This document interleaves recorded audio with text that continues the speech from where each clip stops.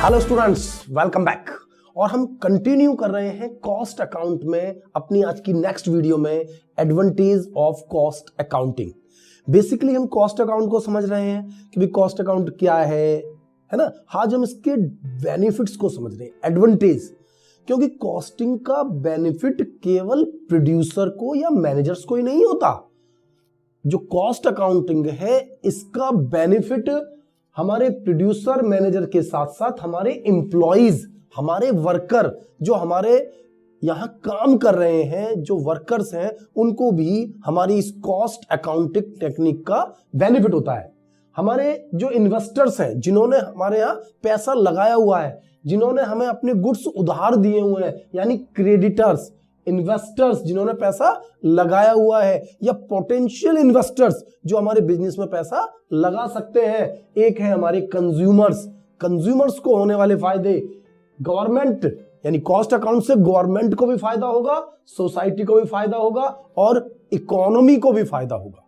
तो अब हम पॉइंट टू पॉइंट यानी एक एक करके सभी के बेनिफिट्स को, यानी सभी की इंपॉर्टेंस को डिस्कस कर लेते हैं। तो सबसे पहले हम ले लेते हैं advantage to producer and manager, यानी कि जो उत्पादन कर रहा है, यानी प्रोड्यूसर या जो मैनेजर, जिसे डिसीजन लेने हैं। यानी डिसीजन लेने के लिए हमारे पास मैनेजमेंट अकाउंटिंग होती है, उसको भी मैं डिस्कस किया है, वो भी अगर आप देखेंगे तो उसके लिए भी मैंने पूरी बुक तैयार की है, मैनेजमेंट अकाउंटिंग के लिए भी। तो मैनेजमेंट अकाउंटिंग और कॉस्ट अकाउंटिंग दोनों के लिए बिल्कुल अलग अलग बुक्स तैयार की गई हैं। तो यहां पर मैं आपको कॉस्टिंग के बेनिफिट बता रहा हूं। तो कॉस्टिंग के बेनिफिट यानी कि जो हमारा प्रोड्यूसर है, जो गुड्स को बना रहा है, या हमारे मैनेजर्स जो उसके लिए डिसीजन ले रहे हैं, वो बताएंगे, यानी कि उनके लिए क्या क्या बेनिफिट हो सकते हैं। देखिए ये 11 पॉइंट मैंने लिखे हैं कि वर्कर्स को या एम्प्लॉइज को बाकी के बेनिफिट निकालेंगे, मैनेजर्स और प्रोड्यूसर को क्या फायदा है। तो सबसे पहला फायदा है optimum utilization of material, labour and plant. यानी कि जो मेरे यहां प्लांट लगा हुआ है, मेरे जो लेबर लगी हुई है, मेरे पास जो मटेरियल लगा हुआ है, जो मैं लगा रहा हूं, इन सब चीजों का एफिशिएंट यूटिलाइजेशन, पूरा यूज कॉस्टिंग के थ्रू किया जा सकता है।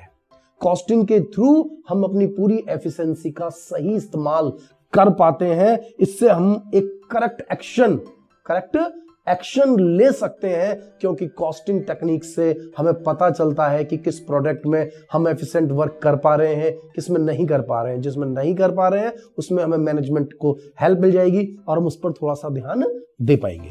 सेकंड है हमारे पास reveals profitable and unprofitable activities, यानी प्रॉफिटेबल एक्टिविटीज और अनप्रॉफिटेबल एक्टिविटीज को हम अलग अलग कर पाएंगे। यानी किन एक्टिविटीज से हमें फायदा है और किन एक्टिविटीज से हमें फायदा नहीं है। जब हम इसको क्लासिफाई कर लेंगे तो हमारा जो प्रॉफिट है वो बढ़ जाएगा। यानी कि नॉन प्रॉफिटेबल एक्टिविटीज से हम थोड़ा सा बाहर हो जाएंगे, या हम उन पर थोड़ा कंट्रोलिंग करेंगे और उन्हें भी हम प्रॉफिटेबल लेवल, हमारे जो एक्टिविटीज हैं उनमें इन्वॉल्व करेंगे। ओके बेटा, यानी कि फायदा, लाभ की कंडीशन, अब जिनसे लाभ नहीं हो रहा है उनको क्या करेंगे, तो उन्हें बंद करेंगे, उन्हें हटाएंगे, या फिर उन्हें इस तरीके से डिजाइन करेंगे कि उनसे भी हमें फायदा होने लगे। तो कॉस्ट अकाउंटिंग ही तो बताएगा ना, क्लासिफाई करके। एक है हमारे पास helpful in fixing selling price, यानी कॉस्ट के थ्रू हम अपने प्रोडक्ट के प्राइस को कैलकुलेट कर सकते हैं कि भाई हमें अपने प्रोडक्ट का क्या प्राइस रखना है। हमारे प्रोडक्ट का जो प्राइस है वो काफी हद तक कॉस्ट पर बेस्ड है। मैंने आपको बताया था कि कॉस्ट पर बेस्ड है, इसका मतलब ये नहीं कॉस्ट ही प्राइस डिसाइड करती है। डिमांड और सप्लाई फोर्सेस जो मार्केट की हैं वो डिसाइड करती हैं, लेकिन एक बहुत बड़ा रोल हमारे प्राइस को डिसाइड करने में कॉस्ट का होता है। कॉस्ट अगर ज्यादा आ रही है तो ऑब्वियसली की सेलिंग प्राइस भी उसका ज्यादा होगा। तो हेल्प, यानी मैनेजमेंट को हम जब रिपोर्ट करेंगे तो मैनेजमेंट को हेल्प मिल जाएगी कि हमें किस प्रोडक्ट को किस हिसाब से सेल करना है, इसको सेल करने में हमें एक्चुअल में प्रॉफिट हो पा रहा है या नहीं हो पा रहा है। भाई मार्केट की जो डिमांड सप्लाई पॉलिसीज के कारण जो प्राइसेस है मार्केट में, कॉम्पिटिटिव प्राइस है, वो हम कैसे डिजाइन करें।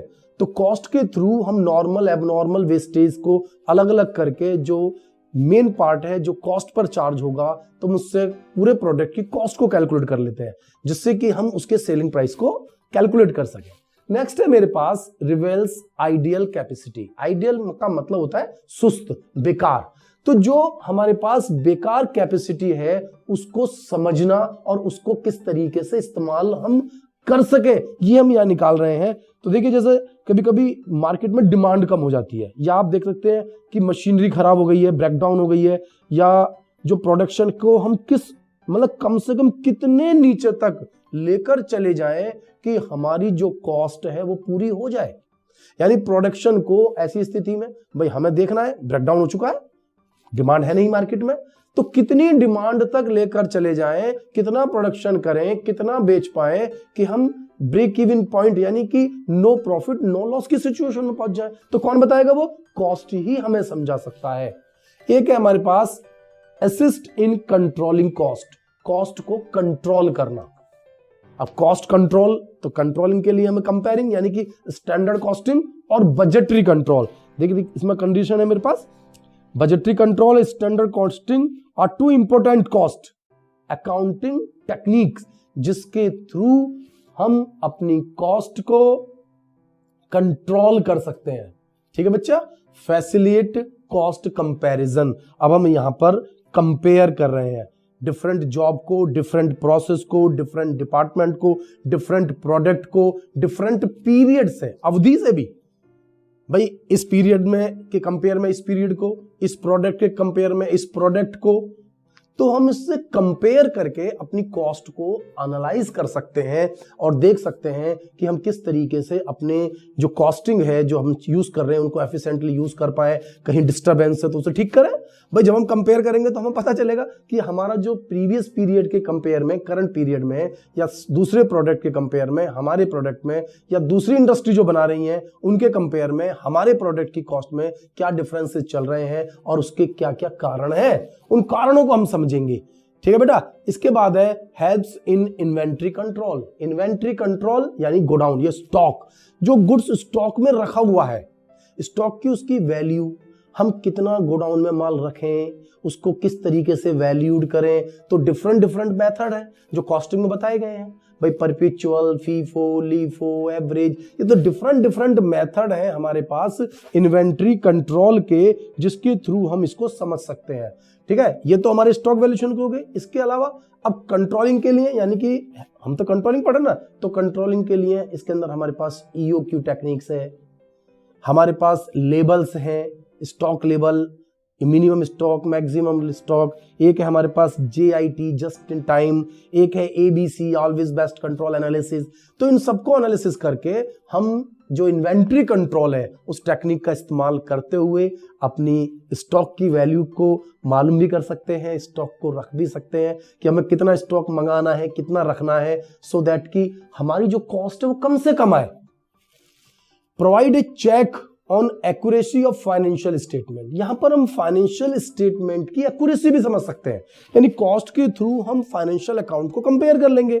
भाई रिकंसिलिएशन स्टेटमेंट बनाते हैं हम, जैसे हम अकाउंट्स में बनाते हैं ना, कैश बुक और पासबुक को कंपेयर करके रिकंसाइल स्टेटमेंट बनाते हैं, तो इसी तरह से हम यहां पर भी फाइनेंशियल अकाउंट और कॉस्ट अकाउंट के जो स्टेटमेंट है उनको कंपेयर करके यानी कि रिकंसाइल करके हम उसमें देख सकते हैं कि कहीं कोई एक्यूरेसी में गड़बड़ तो नहीं चल रही है। नेक्स्ट है हमारे पास helpful in proper production plan drop. इसके थ्रू यानी कॉस्टिंग के थ्रू हम आसानी से ये जान पाते हैं कि हमें अपने लिए कौन सा प्रोडक्शन प्लान लगाना है, कौन सी प्लानिंग यूज करनी है।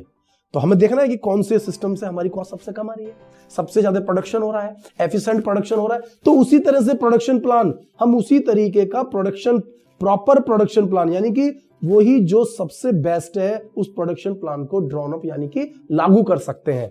एक है हमारे पास हेल्पफुल इन डिसीजन मेकिंग, यानी कि कॉस्ट अकाउंटिंग के रिकॉर्ड ही मैनेजमेंट के पास एज ए रिपोर्टिंग पहुंचते हैं और मैनेजमेंट इनके थ्रू डिसीजन लेने में हेल्प ले सकती है। डिसीजन कई तरीके के ले सकते हैं कि हम इस गुड्स को खुद बनाएं या मार्केट से खरीद लें, यानी मेक और बाय डिसीजन।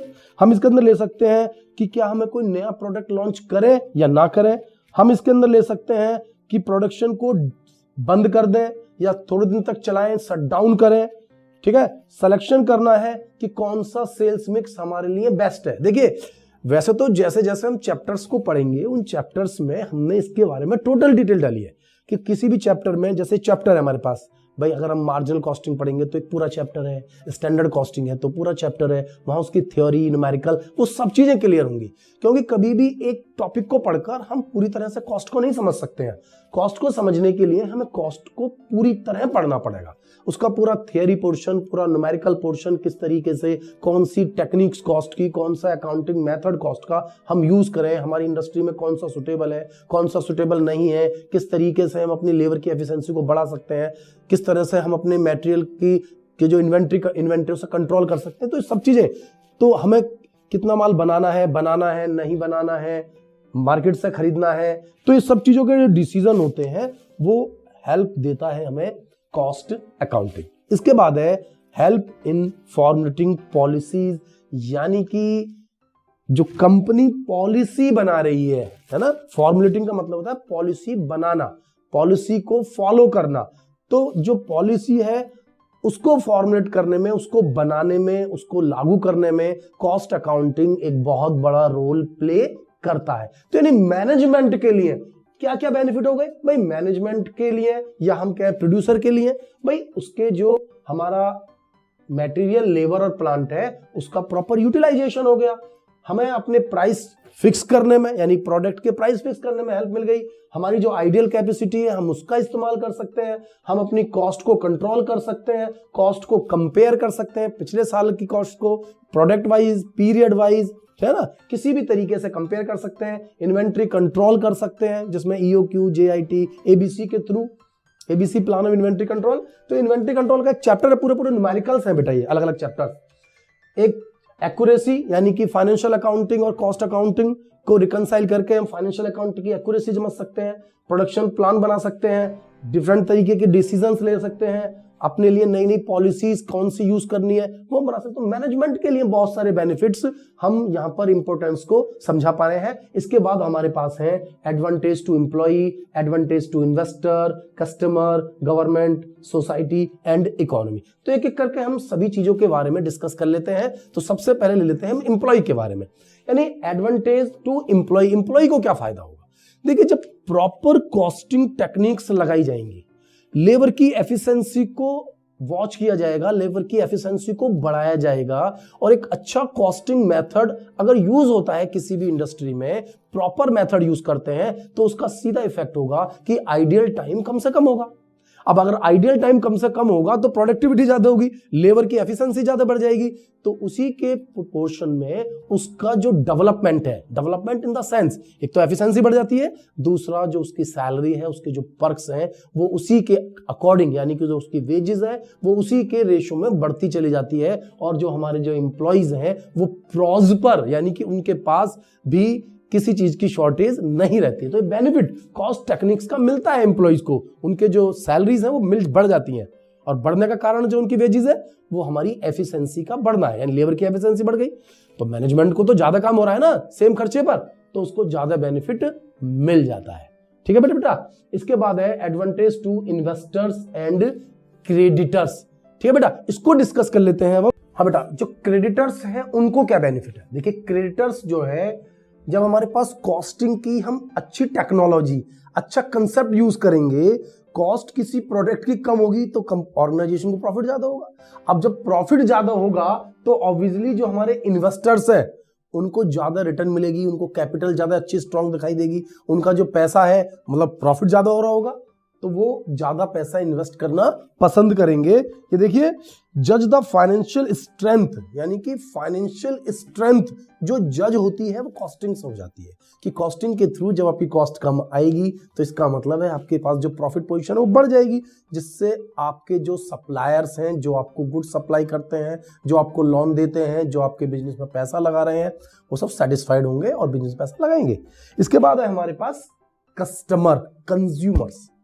अब कंज्यूमर्स को ऑर्गेनाइजेशन ने गुड्स बेचना है, अब जो गुड्स कंज्यूमर के पास पहुंच रहा है, क्या सोचते हैं आप, कंज्यूमर्स के पास वो गुड्स कम प्राइसेस में पहुंचेगा, क्योंकि जब हम अच्छी कॉस्टिंग टेक्निक्स का यूज करेंगे तो हमारी कॉस्ट में एफिशिएंसी आएगी, प्रोडक्ट की कॉस्ट कम होगी, प्रोडक्ट की कॉस्ट कम होगी तो उसका सीधा बेनिफिट कस्टमर्स को जाएगा, क्योंकि कस्टमर्स को कम प्राइसेस में अच्छे स्टैंडर्ड प्रोडक्ट अवेलेबल होंगे।